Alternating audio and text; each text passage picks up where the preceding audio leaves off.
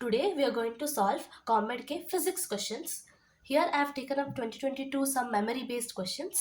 So let's solve them. I hope this will help you out in your upcoming exams. First question, two charged spheres of minus 20 microcoulombs and 60 coulombs are kept at a distance. They are touched and again kept at the same distance. What is the ratio of force experienced before and after? Okay. So in the question, we are given two spheres. One sphere of 60 microcoulomb and another of 20 microcoulomb minus 20, and the distance between them is r. Let the distance between them be r. So as per the question, two spheres first kept at a distance of r are brought together in the second situation and again kept far away, right? This is what the question says. Again kept far away with the same distance, that is r. So to solve the question, we first find the initial force. That is,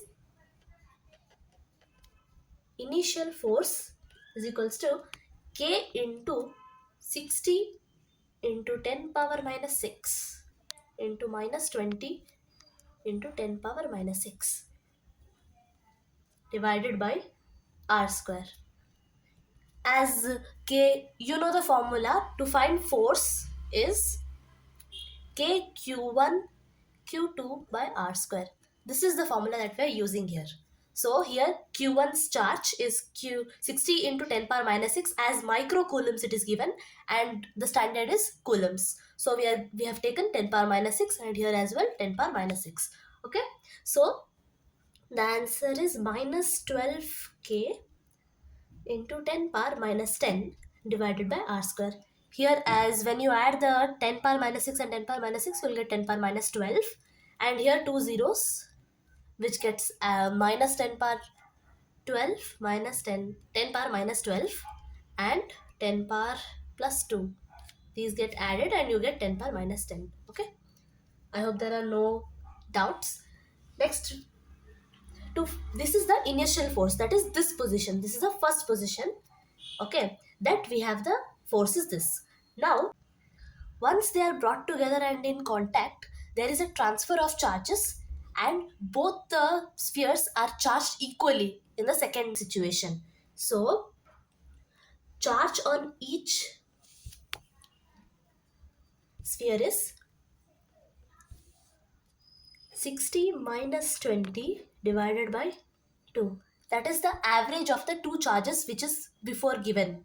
Okay, so we get 20 microcoulombs. Okay, so the charge on first sphere is 20 microcoulombs and the second sphere is 20 microcoulombs. Okay, so now to find the final force is equals to k into 20 into 10 power minus 6 into 20 into 10 power minus 6 divided by r square is equals to, we use the same thing, we'll get 4k into 10 power minus 10 divided by r square. This is the final answer. Now we need the initial and finals ratio.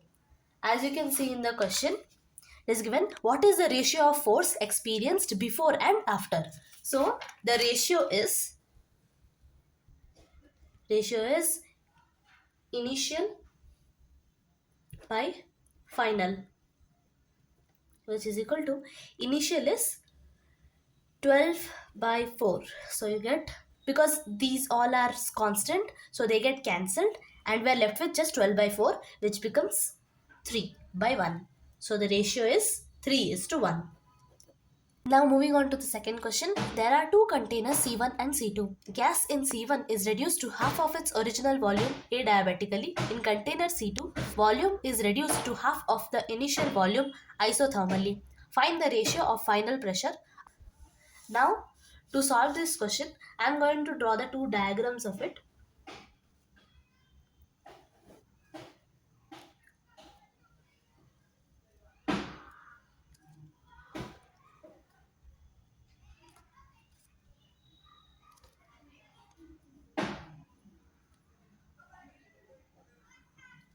So this is the graph. This is P naught from 1 to 2. This is 2 V naught. V naught. This is 2 V naught. And this P here is V. Okay. So this is container C1, where it is adiabatically occurring, and second is isothermal. So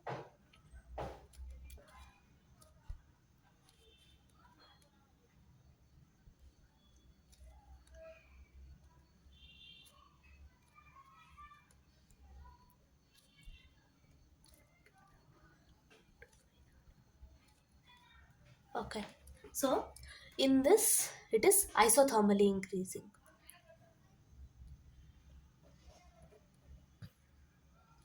Okay, so this is container C2.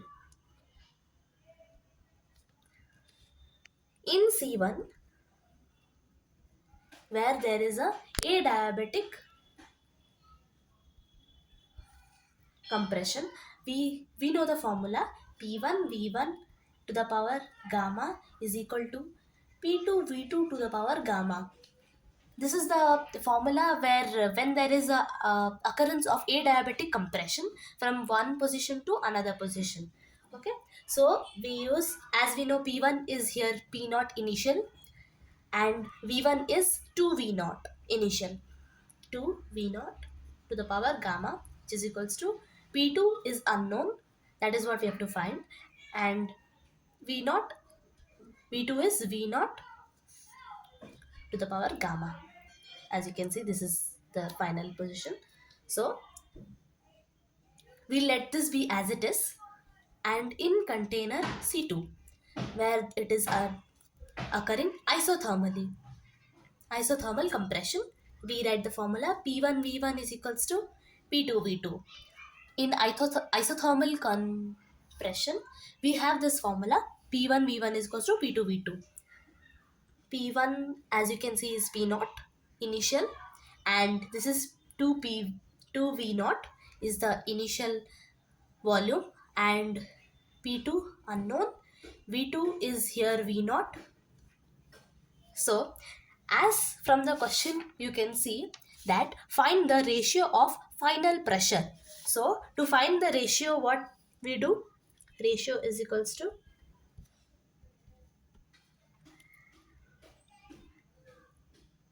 and to find the ratio it is telling us to final pressure ratio. So we can write the above formula as P2 is equals to P naught V naught P naught 2 V naught P naught 2 V naught to the power gamma divided by V naught to the power gamma. Okay, so here V naught to the power gamma, V naught to the power gamma gets cancelled, so P2 is equals to 2 P naught. Okay, and here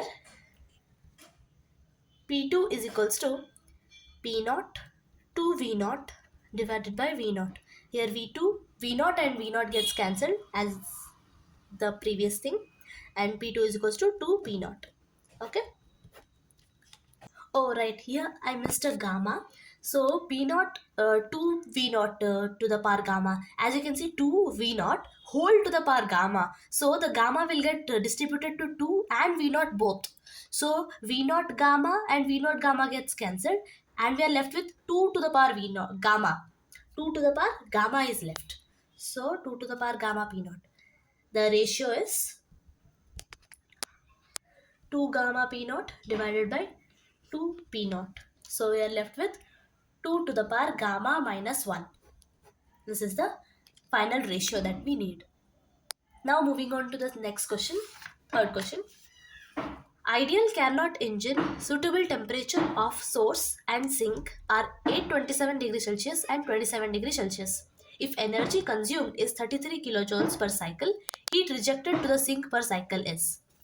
Okay. So moving to the third question, we are given that the source is at a temperature T1, which is equals to 827 degrees Celsius, which is equal to 1100 Kelvin. And sink is at a temperature of T2, which is 27 degrees Celsius, which is equal to 300 Kelvin. Okay, so, and we are given that the heat absorbed in each cycle is Q1, which is equal to 33 kilojoules. Right? Now to find the efficiency of the heat engine, we take eta. As you may be knowing, this is to find the efficiency of heat engine, which is the formula is 1 minus T2 by T1. So substituting the values, 1 minus T2 is 300 divided by 100, 1100, which is equal to eta is equal to 1 minus, here 0 0 gets cancelled, so we'll have 3 by 11, 11, we get 8 by 11. Okay, so theta is 8 by 11. Now we know that eta is also equal to W by Q1, work done divided by heat absorbed. Okay, so work done is equal to eta into Q1. W is equals to 8 by 11, as we got here eta, into Q1, as we know here 33 kilojoules. We write that as 33 into 10 power minus 3 joules. So we get 24 kilojoules. 24 kilojoules is the answer. And heat rejected to the sink. What we have to find is heat rejected. So heat rejected to the sink is Q2 minus Q2 is equals to Q1. Q2 is the heat rejected, which is equals to Q1 minus W. That is work done. So Q2 is equals to 33 minus 24, which is equal to 9 kilojoules. This is the answer. There is also an easier way to solve, or that is for Carnot heat engine we have a formula Q1 by Q2 is equals to T1 by T2. So we get Q2 is equal to Q1 into T2 by T1. So substituting all the values, we get Q1 is 33 into T2 is 33 into 10 power minus 3 into T2 is 3 by 11, which is equals to 9 kilojoules. So this is a easier method than going so long. We can use such an easy method. Okay, moving on to the next question, fourth one. A car is moving with a speed of 54 km per hour. After 3 seconds, driver applied the brake. Then how much distance is covered by the car before coming to rest? Okay. So for this we are given the initial velocity, that is u is equals to 54 km per hour. We can convert this into meters per second by using 54 into 5 by 18, which is equal to 15 meters per second. And time is given 3 seconds. Final velocity will be 0 as the car comes to rest after applying brakes. So we use the formula V is equals to U plus AT. So V as we have been given 0 is equals to U is 15 plus A is what we have to find, and the time taken is 3 seconds. So if A is equals to 15 by 3 minus 15 by 3, which is equals to minus 5 meters per second square. This is the acceleration. We use the acceleration to get the distance covered, as we are given in the question to find the distance covered by the car before coming to rest. So distance covered is equal to v square minus u square is equals to 2as is the formula that we are using. Here v square 0 minus 15 into 15 is equals to 2. A is minus 5 into S. S is the displacement that we have to find, the distance that we have to find. Okay. So Minus and minus gets cancelled here. So 15 into 15 divided by 2 into 5 is equal to S. So S is equal to 5 threes are 15. Here after multiplication we get 22.5 meters. So the distance covered is 22.5 meters. Now moving on to the next question. A prism has a refractive index root 12 by 3 and a light had an incidence on it perpendicularly. Find the angle of refraction. Okay. For this question, we are going to use the formula mu is equals to sine I by sine R. As it is given that the initial uh, incidence angle is perpendicular, so 90 degree, and the refractive angle is what we have to find.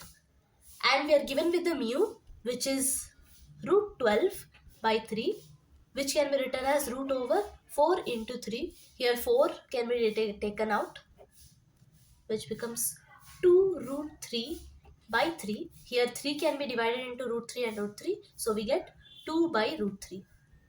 This is the mu after simplification. So 2 by root 3 is equals to sin I is what? Sin I is the sine 90, as the incident angle is 90 degree. So sine 90 is 1 divided by sine R. We have to find sine R. So sine R is equal to 1 by 2 by root 3. So it gets root 3 by 2. So R is equal to sine inverse of root 3 by 2. And sine 60 degree is root 3 by 2. So we get R is equals to 60 degree. So I hope you liked the video. Make sure to like, share and subscribe the video if you like the content. Thank you.